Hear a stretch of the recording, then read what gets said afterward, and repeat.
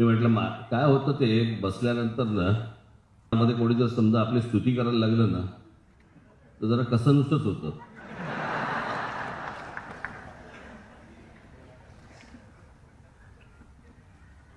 पण सर्वांची भाषणं अप्रतिम झाली, अप्रतिम.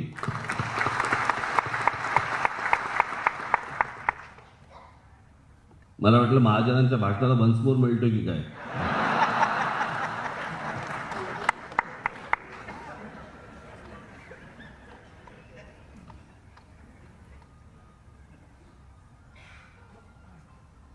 आज 23 तारीख. आत्ता गेल्या 20 तारखेला माझ्या शस्त्रक्रियेला 2 महिने पूर्ण झाले. म्हणून मी आल्या आल्या पहिल्यांदा महाराजांपाशी गेलो, दर्शन घेतलं आणि तुम्हाला मी व्यवस्थित चालतो हे पण दाखवलं.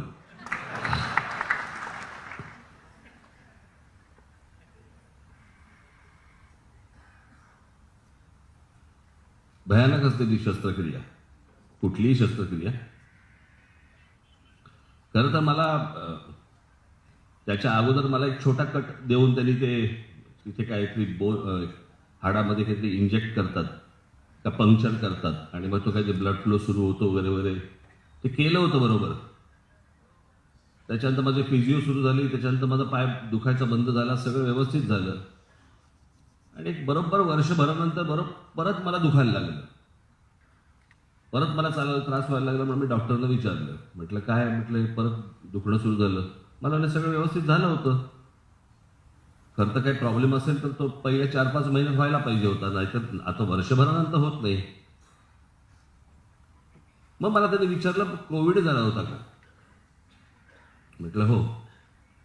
हां, जगभरामध्ये या कोविड नंतर बऱ्याचशा हाडांचे प्रॉब्लेम्स काहीतरी सुरू झाले आणि त्याच्यामध्ये माझं ते परत कोलॅप्स झालं. ते ऑपरेशन करून आलो होतो, मग आता हे परत झालं. त्या दरम्यान मला एकाने विचारलं, मला कसलं ऑपरेशन. म्हटलं हिप रिप्लेसमेंट. मला म्हणलं हिप रिप्लेसमेंट कशामुळे. मी म्हटलं जवळच्यानी आणि बाहेरच्यानी इतकी वर्ष जी माझी लावली ना,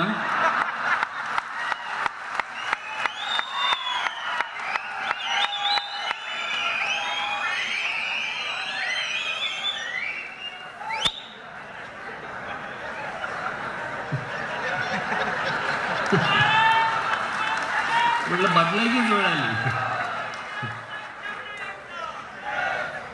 बदलायचीच वेळ आली. सगळे एक एक एक एक काय काय येतात हो. मग ते काय हार्ट रिप्लेसमेंट असते, काय काय किडनी रिप्लेसमेंट असते वगैरे वगैरे. एकाने मला विचारलं, अच्छा हिप रिप्लेसमेंट मग दुसरी लावणार. म्हटलं कसं दिसेल.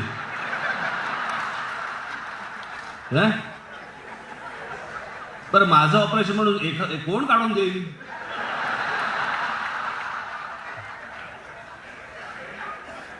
साहेब बरं दिसत नाही, माझी घ्या.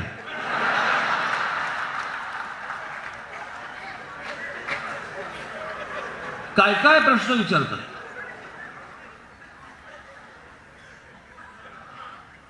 माझे एक तर ते डॉक्टर होते आमचे, त्यांनी त्या पहिल्या ऑपरेशनच्या वेळेला बाहेर आले आणि या पत्रकारांनी विचारलं, हे कुठेही जातात, एखाद्याच्या गेलेल्याच्या घरी पण जातात, काय वाटतंय, काय वाटतंय काय.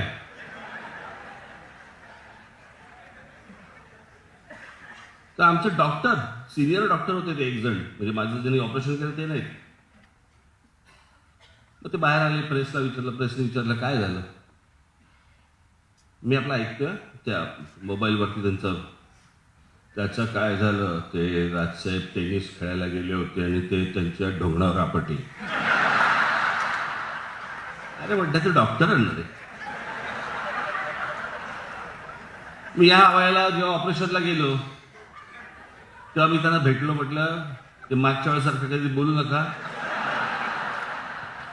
मला म्हणाले, साहेब मागच्या वेळेला तर मला खरं तर गांडीवर पडले सांगायचं होतं, मला ढोंगणावरतीच पडले आठवलं.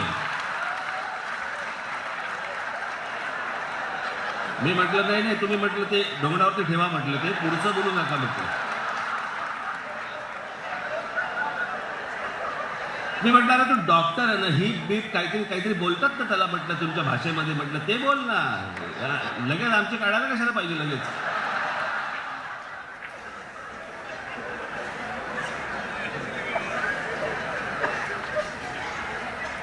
कोण कोण भेटतात मी तुम्हाला सांगतो ना, एक एक जण. पण आता सगळं ठीक आहे, व्यवस्थित आहे. मी जरा उद्या पुण्याला जरा जाऊन येणार आहे 1 दिवसासाठी. काही बैठका काही नाही तिकडे. कुठे गेले बाबू बिबू, लावू पण नका. मला प्रवासाला काही त्रास होत नाही, फक्त एकदा मला चेक करायचं म्हणून मी 1 दिवसासाठी जाऊन येणार आहे. मला त्या नाशिकला पण जायचंय, वाणी देवीचं दर्शन घ्यायला पण मला जायचंय. सुरू झाले का रे ती लिफ्ट सुरू झाली का?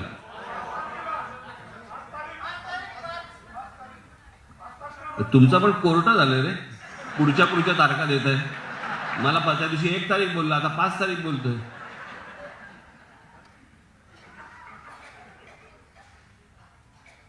आज तुम्हाला सगळ्यांना, महाराष्ट्रातल्या सर्व प्रमुख पदाधिकाऱ्यांना इथे बोलवण्यामागचं कारण, एक तर बरेच दिवस आपण काही बोललो नव्हतो. मध्ये एक माझा फक्त इंटरव्ह्यू झाला.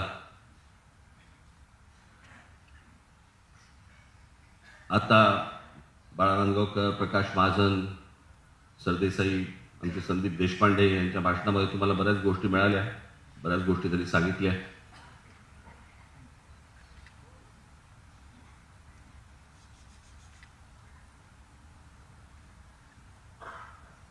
मला असं वाटतं की काही गोष्टी ह्या तुमच्याकडनं लोकांपर्यंत गेल्या पाहिजेत. कसं होतंय की आपल्याला थांबवण्यासाठी, आपल्याला रोखण्यासाठी अनेक माध्यमं, अनेक राजकीय पक्ष हा जाणून बुजून काही गोष्टींचे प्रचार करत आले आतापर्यंत. आणि त्या वेळेला तुम्ही खरं तर सक्षम आहात, तुम्हाला कान आहेत, डोळे आहेत, मेंदू आहे, सगळ्या गोष्टी आहेत. पण तिकडे जी उत्तरं द्यायला लागतात, त्या उत्तरामध्ये तुम्ही कधीतरी मला भांबावलेली दिसता.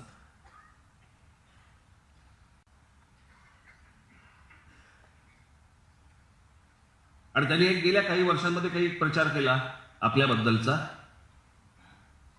की राज ठाकरे आणि त्यांचा महाराष्ट्र नवनिर्माण सेना हा पक्ष म्हणे आंदोलनं अर्धवट सोडतो. एक आंदोलन दाखवायचं, एक आंदोलन जे आपण अर्धवट सोडलं.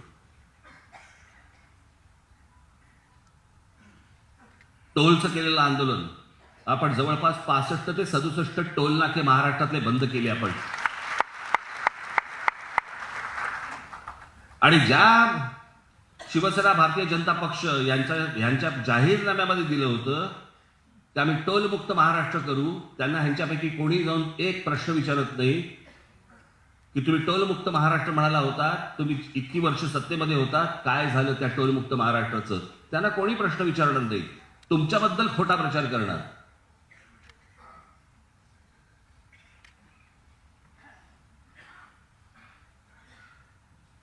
मला असं वाटतं ह्या गोष्टी ज्या वेळेला तुम्हाला कुठेही जिल्ह्यामध्ये, तालुक्यामध्ये, गावामध्ये, शहरामध्ये लोक ज्या वेळेला बोलतात, त्यावेळेला तुम्ही हे उलट सांगितलं पाहिजे त्यांना की अरे आम्ही तर इतके टोल नाके बंद केले, तुमच्या पक्षाने काय केलं? तुमच्या पक्षाने शब्द देऊन देखील पाळला नाही. इतकी वर्ष अजूनही टोल चालू आहेत, मुंबईवरती चालू आहेत, पुण्यावरती चालू आहेत, ठाण्यावरती चालू आहेत, सगळ्या ठिकाणी चालू आहेत टोल.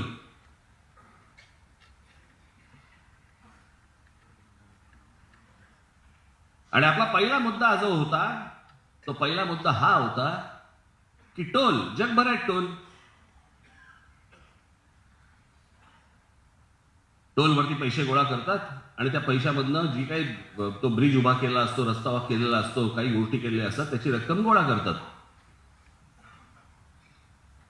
आपला पहिला प्रश्न असा होता की हे टोल किती वर्ष राहणार? आणि दुसरा प्रश्न होता की किती पैसे गोळा होत आहेत आणि पैसे जात आहेत कुठे, कोणाकडे जात आहेत. कारण ही सगळी कॅश आहे. ही कॅश रोजच्या रोज जाते कोणाकडे, त्याचं पुढे होतंय काय, त्याची कुठचीही उत्तरं सरकारकडनं, कोणत्याही सरकारकडनं आजपर्यंत आपल्याला दिली गेली नाही.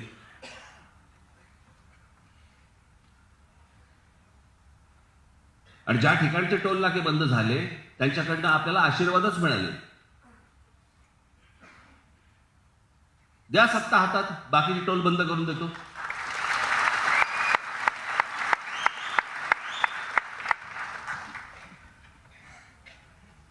याचं कारण ह्या सगळ्यांना ह्या टोलवाल्यांकडनं पैसे जातात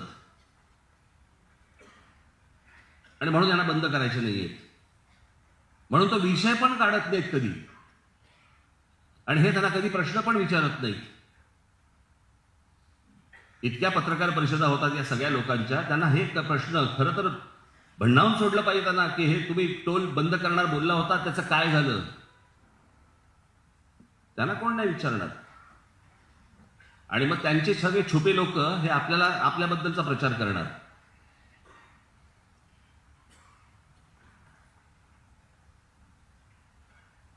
या भोंग्यांबद्दलचं झालेलं आंदोलन, पोलिसांनी दिलेला आकडा जवळपास 92-93% ठिकाणी भोंगे बंद झाले सकाळचे. आणि बाकीचे जे आहेत ज्या काही प्रार्थना होतात त्या अगदी कमी आवाजामध्ये होतात. आणि त्याचबद्दलचं ते पत्र होतं माझं. जे पत्र मी तुमच्या हातामध्ये दिलं होतं ते पत्र काय होतं, कशासाठी होतं ते पत्र. ते पत्र मी व्हॉट्सअप करू शकलो असतो. मी माझ्या फेसबुकवरती टाकू शकलो असतो. मी माझ्या ट्विटरवरती टाकू शकलो असतो. मी पत्रकार परिषद घेऊन मी ते दाखवून जर समजा ते लोकांपर्यंत गेलं असतं, मी ते पत्र तुमच्या हातात का दिलं. मी ते पत्र तुमच्या हातात एवढ्यासाठी दिलं, मला पाहायचं होतं तुमचा आणि समाजाचा कनेक्ट किती आहे. तुम्ही लोकांपर्यंत कसे पोचताय, तुम्ही लोकांपर्यंत जाताय की नाही जाताय.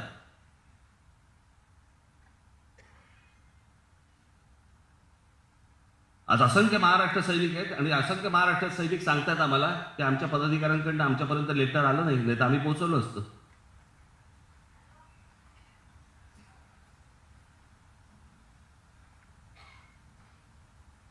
काहींनी मोठ्या प्रमाणावरती हलगर्जीपणा केला. थंड झालेत. निवडणुकांचे वारे फक्त डोक्यामध्ये आहेत. पक्ष नाही, संघटना नाही, काही नाही. हे जे आता चालू आहे ना सगळं महाराष्ट्रामध्ये गेले 2-2.5 वर्ष राजकारण चालू आहे ना, ही चांगली गोष्ट नाही बरं का महाराष्ट्रासाठी. असं महाराष्ट्रात कधीही नव्हतं. जो मतदार आहे ना, मतदार ज्यांनी 2019ला जेव्हा निवडणुका झाल्या, 2019ला ज्यांनी मतदान केलं ना त्यांना कळत पण नसेल आपण मतदान कोणाला केलं. कोण कोणामध्ये मिसळलं आणि कोण कोणामधनं बाहेर आला काहीच कळत नाहीये.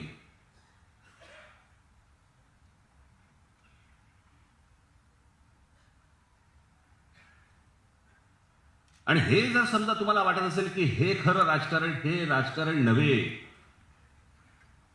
ही तात्पुरती आर्थिक ऍडजस्टमेंट, सत्तेची ऍडजस्टमेंट.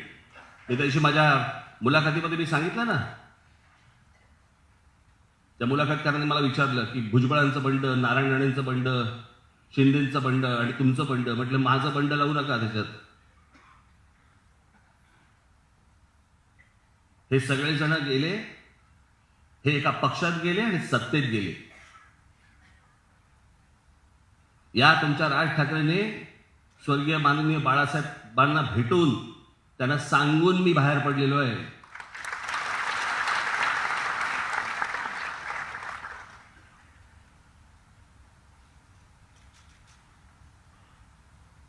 मला आजही ती गोष्ट आठवते की जेव्हा बाळासाहेबांना कळलं की हा काही राहत नाही पक्षात आता. माझी शेवटची भेट होती. मी आजपर्यंत कधी बोललो नाही तुम्हाला ही गोष्ट, पण निघताना माझ्यावर त्याला मनोहर जोशी होते. मनोहर जोशी बाहेर गेले रूमच्या, आणि रूमच्या बाहेर गेल्यावरती माननीय बाळासाहेबांनी मला बोलवलं. असे हात पसरले माझ्यासमोर, मला मिठी मारली आणि म्हणाले आता जा.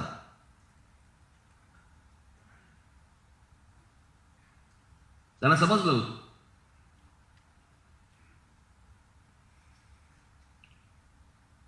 त्याच्यामुळे मी दगाफटका करून, गद्दारी करून, पाठीत खंजीर खुपसून असं नाही बाहेर पडलो मी. आणि बाहेर पडून दुसऱ्या कुठच्याही पक्षात नाही गेलो. तुमच्या विश्वासावरती पक्ष उभा केला.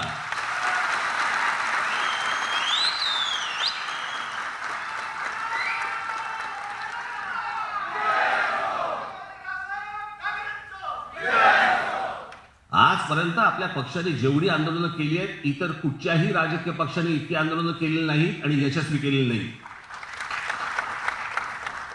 काढा, सगळ्यांचे मोर्चे काढा आणि सगळ्यांचे तुम्ही आजपर्यंतची आंदोलनं काढा आणि सांगा कुठच्या गोष्टी पूर्ण झाल्या त्यांच्याकडनं. आमच्या मोबाईल फोनवरती फक्त हिंदी आणि इंग्रजी फक्त ऐकू येत होतं महाराष्ट्रामध्ये. आमची मराठी ऐकू येत नव्हती.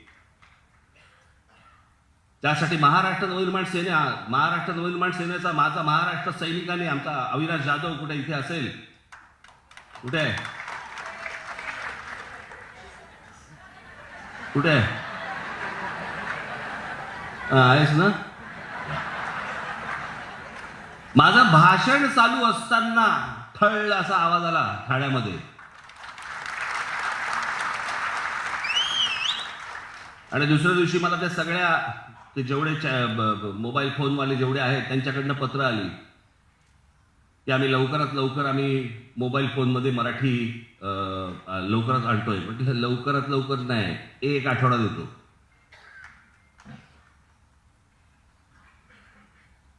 एका आठवड्याच्या आत महाराष्ट्रभर मोबाईल फोनवरती मराठी ऐकू यायला लागलं. का नाही इतरांनी केलं आंदोलन? ते भोंग्यांचं आंदोलन, मशिदीवरचे भोंगे काढा, भोंगे काढा, भोंगे काढा, किती वर्ष सुरू होतं.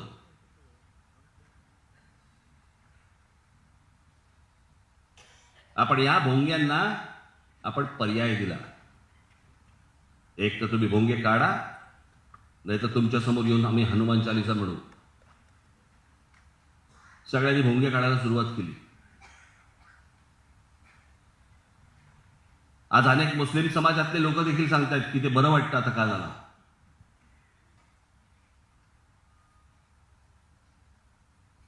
असंख्य आंदोलनं आपली झालेली आहेत. अत्यंत विश्वासाने तुम्ही लोकांसमोर ही आंदोलनं पोहोचवली पाहिजेत. तुम्ही बोलला पाहिजे, सतत सांगितलं पाहिजे, तुमच्या भाषणामध्ये या गोष्टी आल्या पाहिजेत. तुम्ही कसले दबून राहताय? अरे तुम्ही छाती ठोकपणे समोर जायला पाहिजे महाराष्ट्राच्या आणि सांगायला पाहिजे की आम्ही जेवढं आजपर्यंत महाराष्ट्रासाठी केलेलं आहे दुसऱ्या कुठच्या पक्षाने करून दाखवलंय आजपर्यंत आम्हाला सांगा तरी. सत्तेचा बाजार नुसता उभा करायचा आणि महाराष्ट्रासाठी काही नाही करायचं.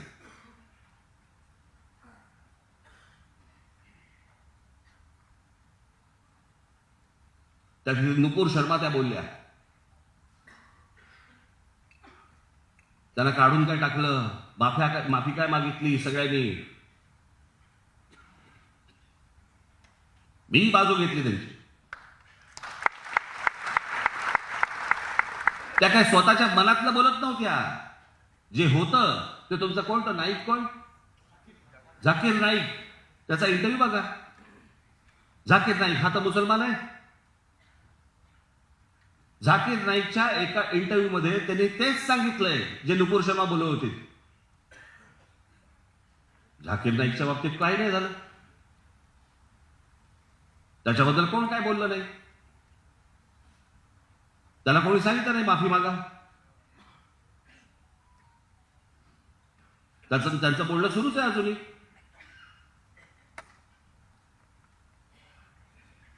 प्रश्न असा आहे, ते हरामखोर दोन भाऊ ते ओवेसी, त्यातला एक जण आमच्या देवतांबद्दल, देवी देवतांबद्दल बोलतो.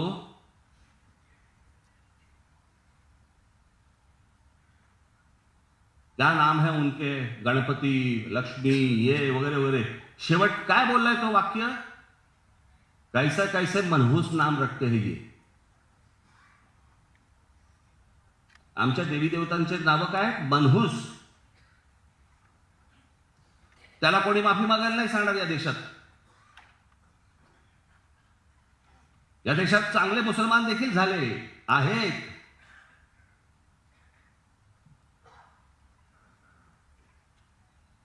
यांच्यासारखे दळिद्री नाहीत.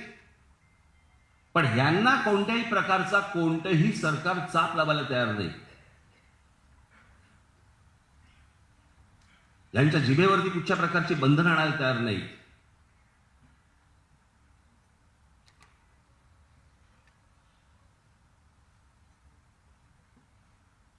कोण आपले कवी इक्बाल,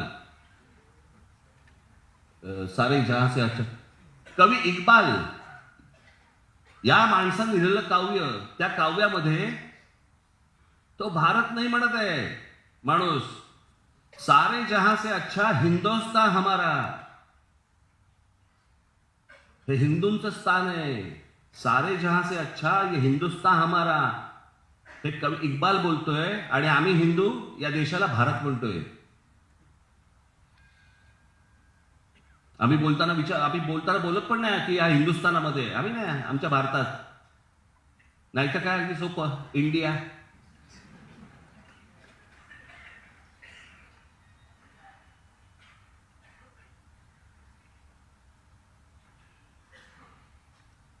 एवढ्या घटना, एवढ्या गोष्टी आज इथे घडतायत, पण कोणी गांभीर्याने घ्यायला तयार नाही.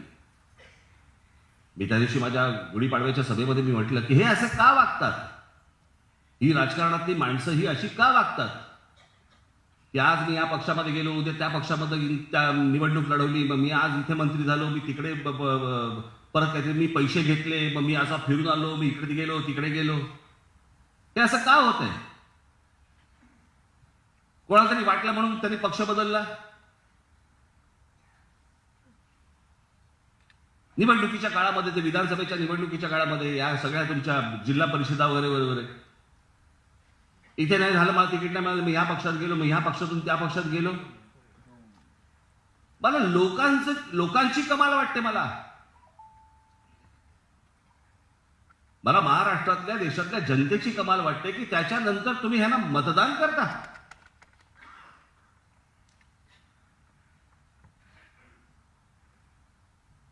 साधी गोष्ट लक्षात घ्या तुम्ही. 2019ला निवडणुका झाल्या. 2019ला निवडणुका झाल्यावरती शिवसेना, भारतीय जनता पक्षाने एकत्र निवडणूक लढवली. एकत्र निवडणूक लढवल्यावरती दोघांनी फारकत घेतली. काय तर म्हणे 2.5 वर्ष मुख्यमंत्री पदाचे घोषित केलं होतं. मला अजूनही आठवतंय, मला माहिती आहे ते, कारण त्या बैठकीत मी असायचो, मला होतो मी तिथे. मला असं वाटतं सेंटर हॉटेलला का कुठेतरी ती बैठक झाली होती. बैठका असतात तर ते व्हायच्या, घरी व्हायच्या किंवा सेंटरला व्हायच्या. माननीय बाळासाहेब, मनोहर जोशी, प्रमोद महाजन, गोपीनाथराव मुंडे, मला असं वाटतं त्यावेळेला वहाडणे अध्यक्ष, प्रदेश अध्यक्ष होते, वहाडणे होते का कोण आता आठवत नाही मला, बरेच जण होते. आणि तिथे पहिल्यांदा ती गोष्ट ठरली की ज्याचे जास्ती आमदार त्याचा मुख्यमंत्री. जर ही गोष्ट अंडरस्टँडिंग मध्ये तुमच्या एकमेकांच्या जर ही ठरलेली आहे, तर या 2019ला तुम्ही मागणी करूच कशी शकता जर तुमचे कमी आमदार आलेत तर शिवसेनेचे. म्हणजे मी पहिल्यांदा कमिटमेंट घेतली होती. कमिटमेंट 4 भिंतीमध्ये कमिटमेंट घेतली. माणसं कोण तिथे? 2च. एक तर हे खरं बोलतायत किंवा हे खरं बोलतायत. मुळात पहिल्यांदा तुम्ही मागितलंच कसं? ज्याचे जास्ती आमदार त्याचा मुख्यमंत्री. हे जर समजा ठरलेलं आहे तर तुम्ही पहिली गोष्ट सांगताच कशी? नंबर 1. नंबर 2, पंतप्रधान नरेंद्र मोदी ज्या वेळेला व्यासपीठावर भाषण करत होते त्यावेळेला त्या व्यासपीठावरती उद्धव ठाकरे बसलेले. नरेंद्र मोदी त्यांच्या भाषणामध्ये, जाहीर भाषणात सांगतायत की आपली परत सत्ता येईल आणि सत्ता आल्यानंतर मुख्यमंत्री देवेंद्र फडणवीस होईल. अमित शहानी जाहीर भाषण केलं. त्या जाहीर भाषणामध्ये अमित शहा सांगतायत की सत्ता आल्यावरती मुख्यमंत्री देवेंद्र फडणवीस होईल. ऑब्जेक्शन त्याच वेळेला का नाही घेतलं? आक्षेप त्याच वेळेला का नाही घेतला? त्याच वेळेला त्यांना फोन केला का नाही? त्याच वेळेला तुम्ही भेटला का नाही की अरे तुम्ही माझ्याशी वेगळं बोललाय आणि व्यासपीठावरती वेगळं बोलताय, का नाही बोललात तुम्ही? सगळे निकाल लागल्यावरती मग तुम्हाला आठवलं. याचं कारण ह्या सगळ्या गोष्टींची बोलणी ही अगोदरपासून सुरू असणार. आणि मग काय तर काँग्रेस, एनसीपी आणि शिवसेना यांचं सरकार. लोकांनी मतदान कोणाला केलं होतं? म्हणजे असं आपण पकडूया की शिवसेना भारतीय जनता पक्षाला मतदान करणारे लोक आणि काँग्रेस एनसीपीला मतदान करणारे लोक, दोघांनी काय झालं असेल?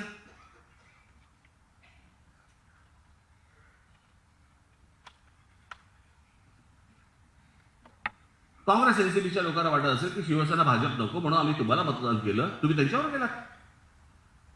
आणि शिवसेना भाजपच्या मतदारांना वाटत असेल की अरे आम्ही तुम्हा दोघांना मतदान केलं, तुम्ही काँग्रेस एनसीपी बरोबर गेलात. ते नकोत म्हणून आम्ही तुम्हाला मतदान केलं आणि तुम्ही त्यांच्याबरोबर जाता. ही हिंमत होते कशी? ही हिंमत त्याचमुळे होते ज्या वेळेला लोक या गोष्टीला शासन करत नाहीत, जनता यांना शिक्षा करत नाही की आम्ही तुम्हाला मतदान करणार नाही, तुम्ही आमच्या मताची किंमत केली. आम्ही 2-2 तास रांगेमध्ये उभे राहतो आणि 2-2 तास रांगेमध्ये उभे राहून आम्ही तुम्हाला मतदान करतो आणि ते मतदान केल्यानंतर तुम्ही आमच्याशी प्रतारणा करता. ते लोक जोपर्यंत या महाराष्ट्रातली जनता जोपर्यंत ठरवत नाही ना तोपर्यंत महाराष्ट्राच्या नशिबी हे असंच राहणार. काही राजकारणाचा आणि एकूण जगण्याचा काही कशाला काही संबंध नाहीये. खरं तर राजकारण इतका गंभीर विषय आहे, इतका गंभीर विषय आहे की त्याला आपण म्हणजे आता तो आत्ताच्या ह्यांच्या भाषेमध्ये, आत्ताच्या सरकारच्या भाषेमध्ये आपण त्याला खेळाचा दर्जा दिला आहे. दहीहंडीला देतोच आहोत, अजून कशाला काय कोजागिरीला मंगळागौर खेळाचा दर्जा. खरं तर लग्न झाल्या दिला पाहिजे त्याला हार घालून खेळाचा दर्जा.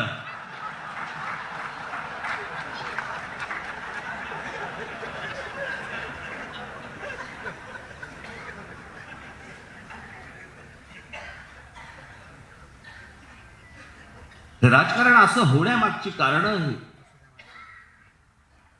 काय सांगत होतो मी आता? विसरलो काय?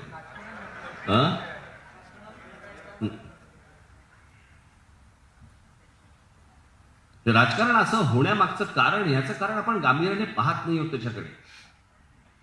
बाबांनो, राजकारण हा इतका गंभीर विषय. इथे माझ्या समोर भगिनी बसलेल्या आहेत माझ्या. तुमच्या घरी सकाळी येणार पाणी हे महानगरपालिका ठरवते. तुमच्या घरी येणारं दूध त्याचा भाव काय असावेत हे राज्य सरकार ठरवतं. त्या राज्य सरकारमधलं ते मंत्रिमंडळ ठरवतं. तुमच्याकडे येणारी साखर याचा भाव हे राज्य सरकार ठरवतं. तुमच्याकडे येणारी वीज, या विजेचे पैसे किती असावेत, काय असावेत हे राज्य सरकार ठरवतं. हे सगळं सरकार जर समजा ठरवत असेल तर त्या सरकारला ज्याला आपण निवडणुका म्हणतो आणि ज्या निवडणुकांमधनं लोक आतमध्ये जातात आणि जे सरकार चालवतात ते आपण इतकं फालतू समजतो.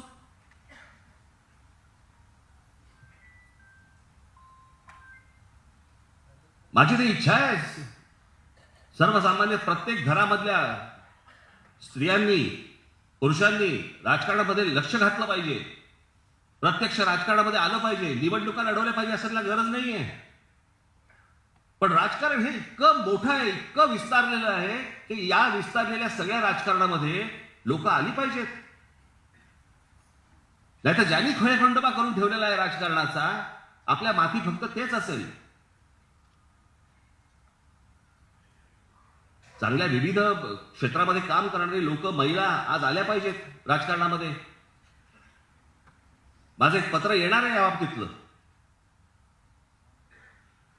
मी महाराष्ट्रातल्या सगळ्यांना, सर्व माझ्या माता भगिनींना, माझ्या सगळ्या बांधवांना मी हाक देणार आहे की राजकारण इतकं विस्तारलेलं आहे, राजकारणामध्ये करण्यासारख्या इतक्या गोष्टी आहेत, फक्त निवडणुका एवढ्याच करण्यासारखी गोष्ट नाही आहे, भरपूर गोष्टी आहेत. त्या करण्यासाठी तुम्ही आलं पाहिजेत, प्रत्यक्ष आलं पाहिजेत. ज्या राजकारणाबद्दल आपण ज्याला बोलतो किंवा राजकारणामध्ये ये ना, त्याला तुम्ही तुच्छ मानता आणि तुच्छ मानल्यानंतर त्याच राजकारणासाठी 2-2 तास उभे राहून तुम्ही मतदान करता. मग ते तुच्छ कसं? मग कोणासाठी मतदान करायला जाताय तुम्ही? ही जी कीड लागली ना आपल्याकडे, एक तर जातीच्या नावाने द्यायचं, मतदान करायचं, नाहीतर काहीतरी धर्माच्या नावाने करायचं, नाहीतर आपल्या नातेवाईक म्हणून काहीतरी करायचं. बाहेर या, जागे व्हा. या महाराष्ट्राने देशाचं प्रबोधन केलं होतं आजपर्यंत, देशाचं. त्या महाराष्ट्राचं प्रबोधन करायची वेळ येते.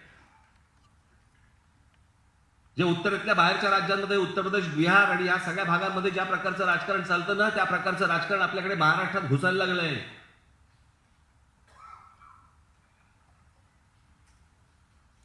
या सगळ्या राजकारणाला लोकांनी जाब विचारला पाहिजे. ज्यावेळेला मतं मागायला येतील ना, त्यावेळेला जाब विचारले पाहिजेत की हे काय करता तुम्ही.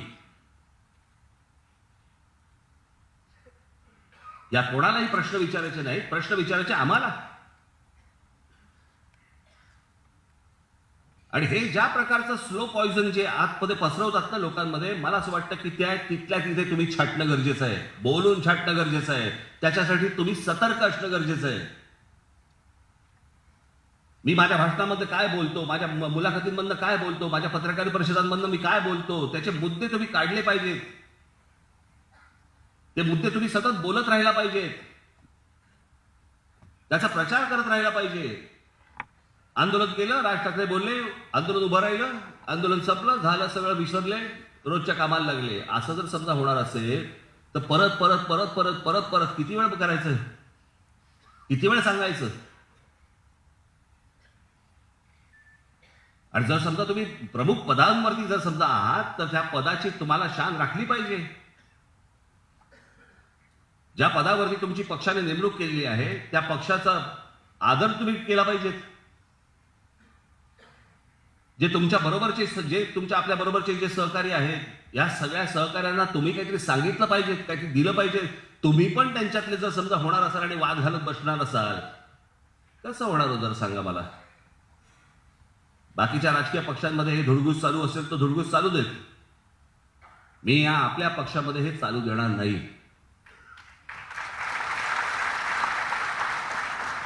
मगाशी मी बाळा नांदगावकरांचं भाषण ऐकताना त्यांनी एक विषय काढला सोशल मीडियाचा. मी तुम्हाला आत्ता सांगून ठेवतो, जर समजा पक्षातल्या पक्षात अंतर्गत एकमेकांविषयी जर कोणीही फेसबुकवरती, व्हॉट्सअपवरती जर समजा कोणत्याही प्रकारच्या कॉमेंट केल्या, त्याला एक क्षणभरही मी परत पक्षात ठेवणार नाही, एवढं आपण लक्षात ठेवायचं.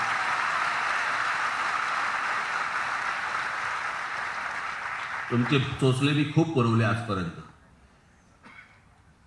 झालं तेवढं खूप झालं. तुम्हाला तुमचं काम जर सांगायचं असेल तर त्या माध्यमाचा उपयोग करा, पण तुम्हाला एकमेकांची उणीधुणी जर काढायची असतील त्या माध्यमावरती काढून तर बघा. आणि जर असं कोणी काढलं असेल तर ते माझ्यापर्यंत पोहोचलं पाहिजे.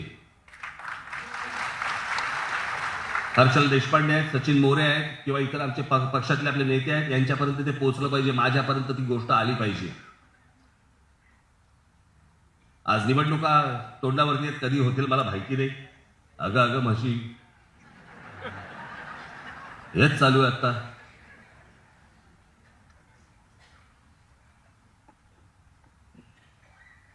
निवडणुका कधीही लागतील, दिवाळीच्या आधी लागतील असं मला वाटत नाही, पण साधारणपणे नोव्हेंबर, डिसेंबर, आत्ता मगाशी कळलं त्याप्रमाणे जानेवारी, फेब्रुवारीमध्ये पण लागतील.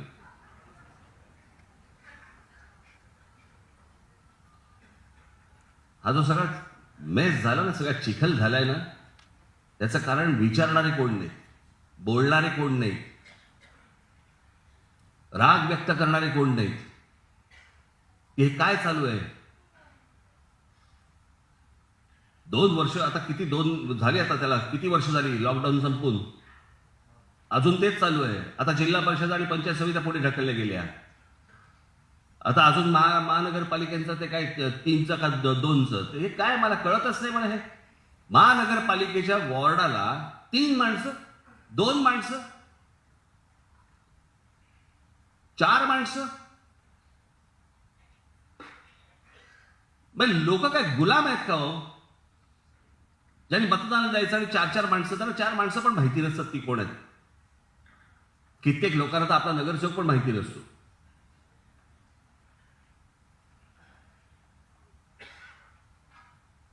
पण ह्या 4-4 माणसांचे तुम्ही मतदार काय निवडणुका करताय, त्यांचे काय प्रभाग काय करताय, त्याच्यामध्ये निवडणुका लढवायच्या, कोणी तो भाग बघायचा कोणी, आणि त्याच्यामध्ये कामं होत नाही. लोकांना समजत नाही कोणाकडे जावं. मग ह्यानी करायला घेतलं की हा विरोध करतो, त्यांनी करायला घेतले की तो विरोध करतो. हे कुठचं राजकारण चालू आहे? याचं कारण लोक जाब विचारत नाहीयेत की हे काय चालू आहे, कोणतं राजकारण चालू आहे. नाही तर आम्ही बहिष्कार टाकतो निवडणुकीवरती, आम्ही मतदाराला येणार नाही. हे एकदा लोकांनी ठरवणं गरजेचं आहे, जनतेने ठरवणं गरजेचं आहे. खेळ मांडलाय नुसता, गृहीत धरलंय लोकांना, गृहीत. आपण काही केलं, 4चा प्रभाग करा, नाही 3चा करा, नाही तर 2चा करा, नाही तर 1चा करा. लोक येतील, मतदान करतील, जातील कुठे? मग त्याच्यामध्ये पैसे वाटायची सुरुवात करायची.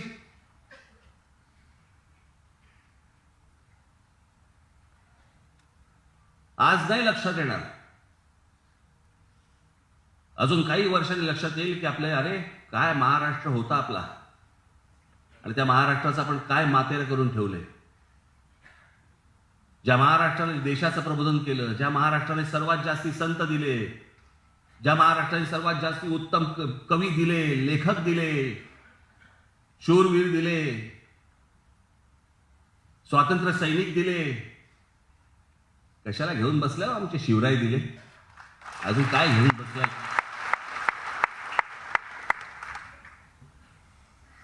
आहे का कोणाच्या वाट्याला, कुठच्या तरी राज्याच्या वाट्याला आहे का हे सगळं? आम्हाला आमच्या लोकांची, मोठ्या लोकांची किंमतच नाही आम्हाला.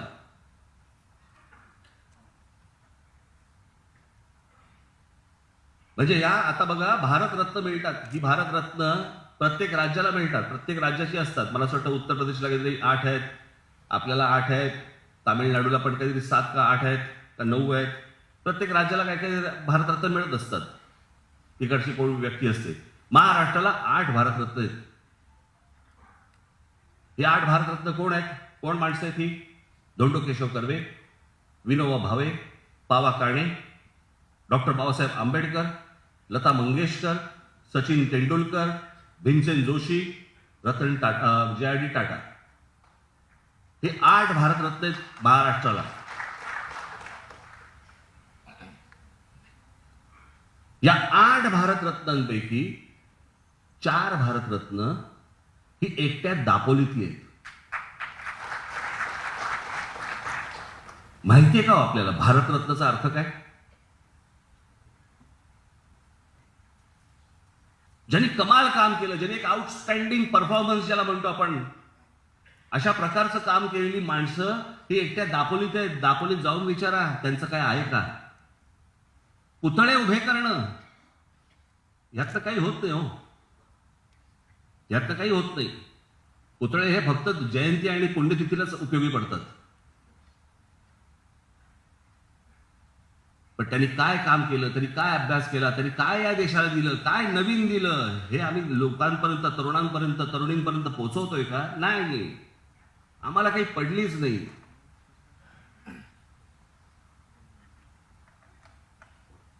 आम्ही रोजच्याच विवंचनेमध्ये इतके गुरफटून गेलेलो आहोत की आमच्याकडे कोण मोठी माणसं झाली आणि का मोठी माणसं झाली, आम्हाला काही देणं घेणंच नाही.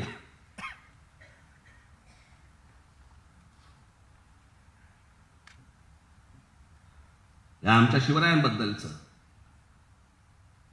ते आज अनेक ठिकाणी उफाळून आले. आतून प्रेम किती आहे मला माहिती नाही. अनेक जण आहेत की ज्यांना खरंच आतून प्रेम आहे,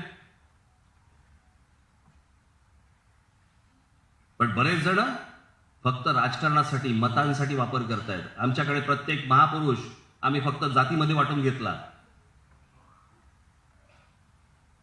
आमचे शिवराय हे मराठा, बाबासाहेब आंबेडकर आमचे हे दलित, आमचे कोण लोकमान्य टिळक ब्राह्मण, आमचे ज्योतिबा फुले हे माळी.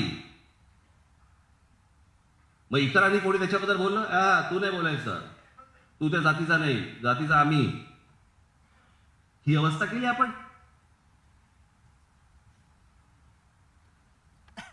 प्रत्येक जण आपल्याच महाराष्ट्रामधल्या आपल्याच महापुरुषांचे प्रत्येक जात एकमेकांचे वाभाडे काढते.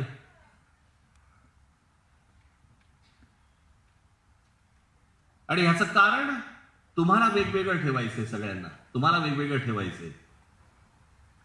या अख्ख्या सगळ्यांचं जी वाईट नजर सगळी आहे ना, ही महाराष्ट्रावरती आहे. की इतकी वर्ष हा महाराष्ट्र, की त्याशी माझ्या मुलाखतीमध्ये सांगितलं ना, की वारसा कुठचा असतो? वारसा हा वास्तूचा नसतो, वारसा हा विचारांचा असतो.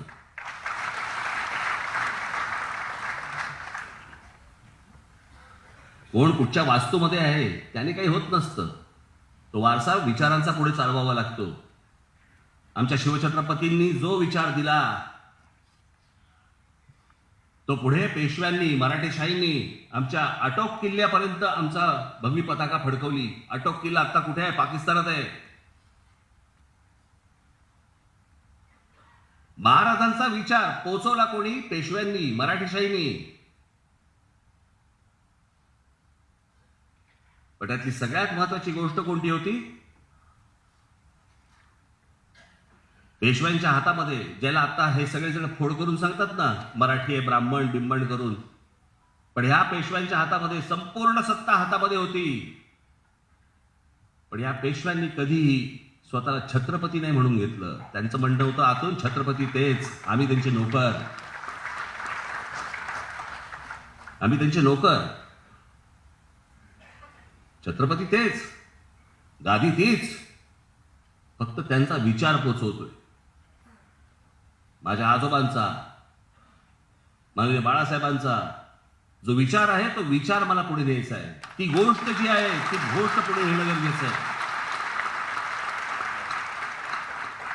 माझ्याकडे निशाणी असली काय नसली काय, नाव असलं काय नसलं काय, यांनी काही फरक पडत नसतो. माझ्याकडे विचार आहे. सगळ्यात मौल्यवान गोष्ट कुठली असेल,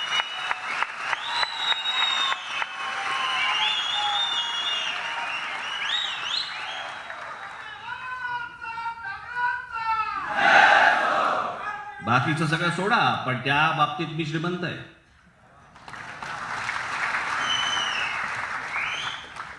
आणि या महाराष्ट्रामध्ये ज्या लोकांनी, महापुरुषांनी जे विचार पेरले, ते ऐकणं, ते वाचणं, त्यातनं बोध घेणं, महाराष्ट्र समजून घेणं, मला असं वाटतं की ती गोष्ट प्रत्येकाने करणं गरजेचं आहे.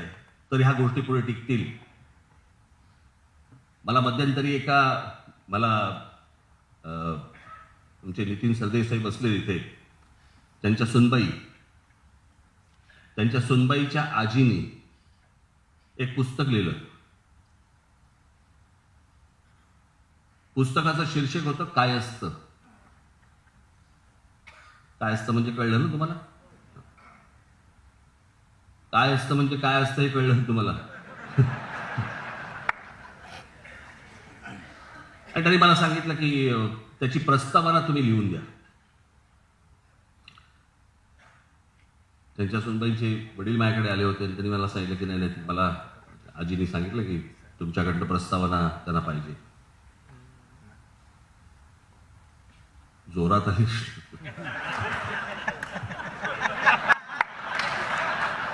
जा जा जा, इथं थारोड करायचं सारखं.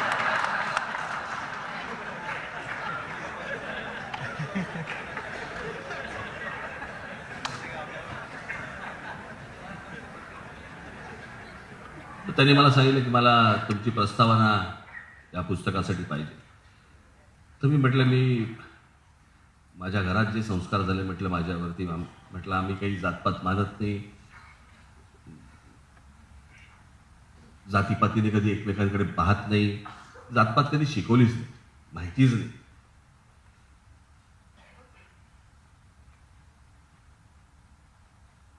पण नाही म्हणत तरी पण तुम्ही प्रस्तावना तुम्हीच लिहा. मी ते पुस्तक चाललं. आपण जरूर ते पुस्तक वाचा, ज्याच्यामध्ये कायस्थ समाजामध्ये कोणकोणत्या रूढी परंपरा काय काय गोष्टी असतात, त्याच्यामध्ये खाद्यपदार्थ कोणते असतात, ते बनवायचे कसे, काय काय गोष्टी असतात, कुलदैवत कुठची, आडनावं कुठची, सगळ्या सगळ्या गोष्टी त्या एका पुस्तकामध्ये दिलेल्या होत्या. आणि ते पुस्तक मी पाहिलं आणि म्हणून मी प्रस्तावना लिहिली त्याला. त्याच्यामध्ये मी सगळं सुरुवातीला ह्या सगळ्या गोष्टी दिल्या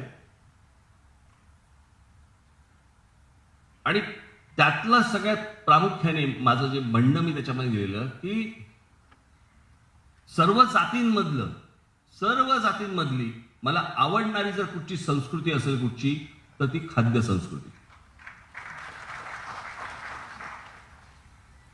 आणि म्हणून त्या प्रस्तावनेचा शेवट मी केला होता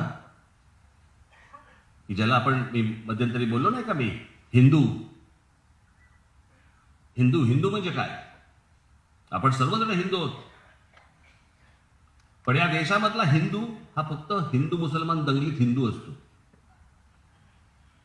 तो 15 ऑगस्ट 26 जानेवारीला तो भारतीय होतो. चीनचं आक्रमण झालं की त्याला समजतच नाही की आपण हिंदू आहोत का भारतीय आहोत का कोण आहोत. बरं, चीनच्या पदार्थांवरती किंवा कुठच्या गोष्टींवरती बहिष्कार टाकायचा ठरला तर रात्रीची गाडी बंद होते. मग रात्री आल्यावरती खायचं काय, अशा तो हलत्या विवंचनेत असतो. त्यातनं बाहेर आला की तो मराठी होतो, पंजाबी होतो, बंगाली होतो, तामिळ होतो, गुजराती होतो, सगळं होतो. मराठी झाला की तो ब्राह्मण होतो, मराठा होतो, काय माळी होतो, अजून कोणत्या कोणत्या जातीचा होतो तो.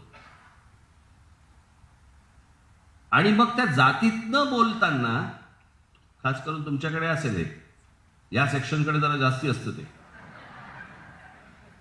एखादा पदार्थ केला मनात ठेवा तुमच्या, पण तुमच्याकडे एखादं वाक्य सांगून ठेवतो. एखादा पदार्थ केला की तो पदार्थ केल्यानंतर चाखल्यावरती आमच्याकडे जरा थोडा वेगळ्या पद्धतीचा बनतो, होतं की नाही. तो आमचा म्हणजे कुठचा, त्या आमच्यात एक जात असते. आता जर इथे जर समजा आपण असू, साधी गोष्ट लक्षात घ्या, 10 समजा दाम्पत्यांचं लग्न झालं आपल्याकडे, तर 10 विविध देवांना जातात, बरोबर की नाही. आणि एवढी सगळ्या गोष्टी असून देखील आपण हिंदू आहोत, कारण हिंदू ही संस्कृती आहे. म्हणून आजपर्यंत 1000 वर्ष झाली आपण पारतंत्र्यामध्ये होतो. तो मोहम्मद आला, गजनीचा मोहम्मद आला, अल्लाउद्दीन खिलजी आला, मोगलांचं राज्य आलं, ब्रिटिश आले, पोर्चुगीज आले, सगळे आले. आपण आपले संस्कार नाही कधी विसरलो. आपल्या संस्कारावरती कुठच्याही गोष्टीवरती आक्रमण नाही झालं, कधीच नाही झालं, कधी होऊन पण दिलं नाही.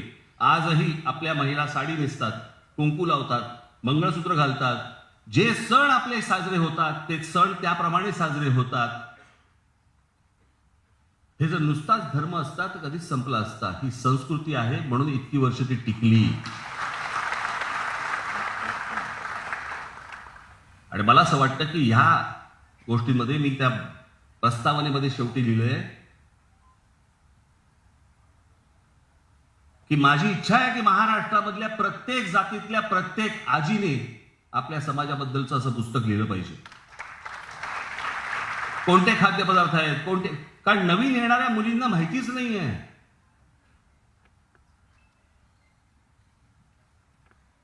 काही जणांना घरून संस्कार मिळतात, पण काही जणांना मिळतच नाही. माहितीच नसतं की हा पदार्थ कसा बनवायचा, किंवा आपल्याकडचे सण जे साजरे करायचे ते कसे करायचे, काय काय गोष्टी करायच्या माहिती नसतं.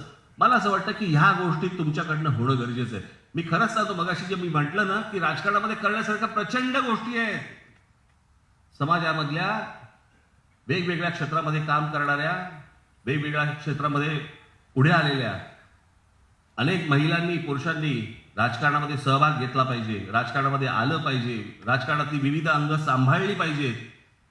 तर मला असं वाटतं की येणारा काळ महाराष्ट्रासाठी, महाराष्ट्राचा भविष्य काळ हा उज्ज्वल असेल.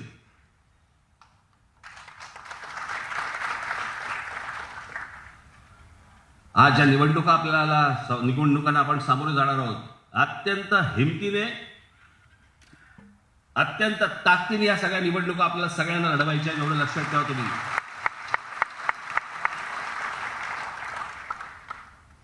माझी तुम्हाला हात जोडून विनंती आहे, खरंच जोडतोच, ऍडजस्टमेंट करून निवडणुका लढवू नका.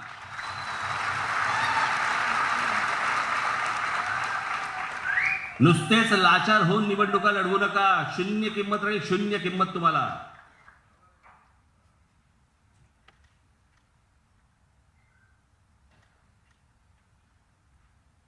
की माझे एवढे घे, तुझे तू एवढे घे, त्याचे काही चालतात ना, काय काय गोष्टी चालतात त्या. पण ह्यातनं तुम्ही तुमची किंमत शून्य करून घेतात. तिकडे समाजामध्ये ह्या गोष्टी लपून राहत नाहीत, अजिबात लपून राहत नाहीत, या बाहेर येतातच. आणि मला असं वाटतं की ह्या निवडणुका तुम्ही पूर्ण ताकदीने लढवणं गरजेचं आहे. माझ्याकडनं, पक्षाच्या नेत्यांकडनं, तुमच्याकडनं, सगळ्यांकडनं जो आपल्याला निवडणुकीला उभा आहे त्याला पूर्ण ताकद देणं गरजेचं आहे.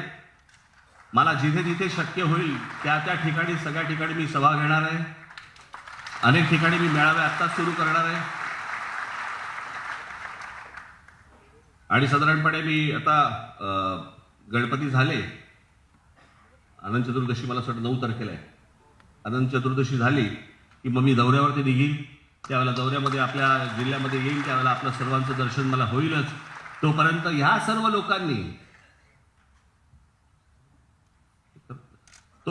सर्व लोकांनी जे जे तुम्हाला सांगितलेलं आहे की कशा प्रकारे काम करायचं आहे, कशा प्रकारे आपण निवडणूक लढवायची आहे, त्यासाठी कोणकोणत्या गोष्टी आपल्याला करायला पाहिजेत, त्या गोष्टी सगळ्या तुमच्याकडनं व्हायला पाहिजेत.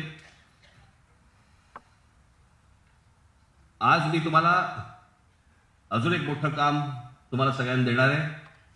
मला पाहायचंय तुम्ही कशा प्रकारे ही गोष्ट करणार आहात. तुम्ही आता जे जे आपापल्या जिल्ह्यात जातील, तालुक्यात जातील, गावात जातील, शहरांमध्ये जातील, जवळपास 3 ते 4 वर्षानंतर निवडणूक आयोगाच्या प्रमाणे आपल्याला नोंदणी घ्यावी लागते पक्षाची. या वेळेला नोंदणी जोरात होणार. पण ती जोरात होण्यासाठी तुम्ही तिथे पोहोचलं पाहिजे, व्हिज्युअली दिसलं पाहिजे, ती गोष्ट कळली पाहिजे.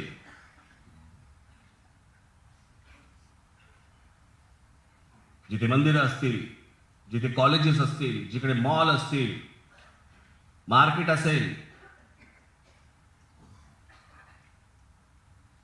आता गणपती आहेत, सार्वजनिक गणेशोत्सव असतील, अनेक ठिकाणी तिथे आपली होर्डिंग्स दिसली पाहिजेत. मला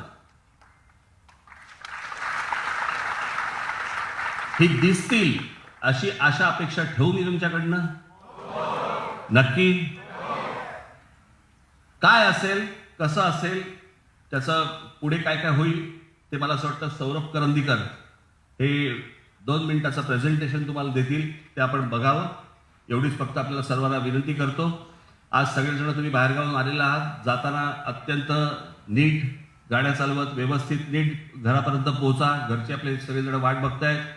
महाराष्ट्रासाठी तुम्ही सगळेजण खूप महत्वाचे आहात, एवढं लक्षात ठेवा आणि आपापल्या घरी जा. आज मी इथेच थांबतो. आपल्याला सर्वांना निरोगी दीर्घायुष्य मिळो एवढीच फक्त एक इच्छा व्यक्त करतो आणि आपल्या सर्वांची मी रजा घेतो. धन्यवाद. जय हिंद, जय महाराष्ट्र. आज मनसेच्या वतीने रवींद्र नाट्य मंदिरामध्ये कार्यकर्त्यांचा आणि पदाधिकाऱ्यांचा मेळावा आयोजित करण्यात आलेला होता आणि यावेळी राज ठाकरेंनी सगळ्या कार्यकर्त्यांशी संवाद साधला.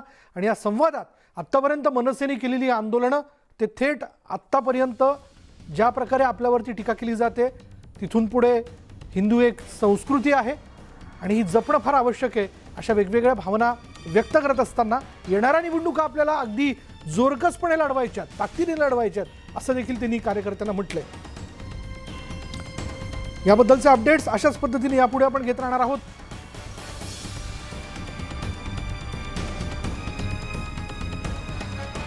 राज ठाकरेंनी सगळ्या कार्यकर्त्यांमध्ये पुन्हा एकदा एक उत्साह निर्माण करण्याचा प्रयत्न केलेला आहे. आजारपणातून उठल्यानंतर गेल्या काही कालावधीत मनसेवर ज्या प्रकारे टीका करण्यात आली किंवा आपल्याला देखील प्रश्न विचारण्यात आले, त्यामध्ये कुठेही निरुत्तर होऊ नका. आपण केलेली आंदोलनं जोरकसपणे सांगा, त्या आंदोलनाचं यश सगळ्यांसमोर व्यक्त करा, असं त्यांनी म्हटलेलं आहे. बघूयात राज ठाकरेंनी या त्यांच्या भाषणामध्ये नेमके कोणकोणते महत्त्वाचे मुद्दे मांडले.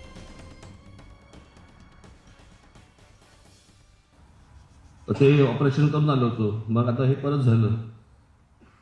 त्या दरम्यान मला एकाने विचारलं, मला कसलं ऑपरेशन? म्हटलं हिप रिप्लेसमेंट. मला म्हणलं हिप रिप्लेसमेंट कशामुळे? मी म्हटलं जवळच्यांनी आणि बाहेरच्यांनी इतकी वर्ष जी माझी लावली ना, बदलायचीच वेळ आली सगळी. आपला पहिला प्रश्न असा होता की हे टोल किती वर्ष राहणार, आणि दुसरा प्रश्न होता की किती पैसे गोळा होत आहेत आणि पैसे जात आहेत कुठे, कोणाकडे जात आहेत. आणि ही सगळी कॅश आहे. ही कॅश रोजच्या रोज जाते कोणाकडे, त्याचं पुढे होतंय काय, त्याची कुठचीही उत्तरं सरकारकडनं, कोणत्याही सरकारकडनं आजपर्यंत आपल्याला दिली गेली नाही.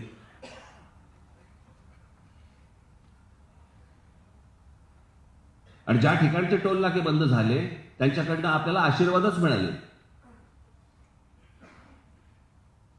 द्या सत्ता हातात, बाकीचे टोल बंद करून देतो. त्या दिवशी माझ्या मुलाखतीमध्ये मी सांगितलं ना, त्या मुलाखतकाराने मला विचारलं की भुजबळांचं बंड, नारायण राणेंचं बंड, शिंदेचं बंड आणि तुमचं बंड. म्हटलं माझं बंड लावू नका त्याच्यात. हे सगळेजण गेले, हे एका पक्षात गेले आणि सत्तेत गेले. या तुमच्या राज ठाकरेंनी स्वर्गीय माननीय बाळासाहेबांना भेटून त्यांना सांगून मी बाहेर पडलेलो आहे.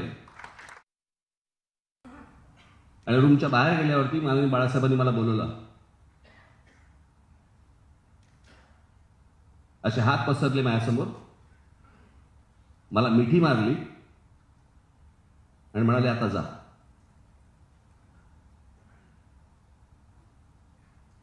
त्यांना समजलं होतं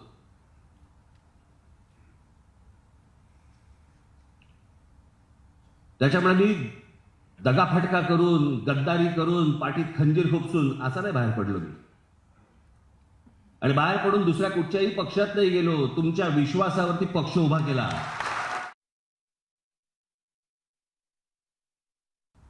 त्या नुपूर शर्मा त्या बोलल्या, त्यांना काढून काय टाकलं, माफी काय मागितली सगळ्यांनी. मी बाजू घेतली त्यांची. त्या काय स्वतःच्या मनातलं बोलत नव्हत्या. जे होतं ते तुमचं कोण, नाईक कोण, झाकीर नाईक, त्याचा इंटरव्ह्यू बघा. झाकीर नाईक हा तर मुसलमान आहे. झाकीर नाईकच्या एका इंटरव्ह्यू मध्ये त्यांनी तेच सांगितलंय जे नुपूर शर्मा बोलत होते. आणि यानंतर दुपारच्या बातम्यांमध्ये इथेच थांबणार आहोत. पहा फक्त न्यूज 18 लोकमत.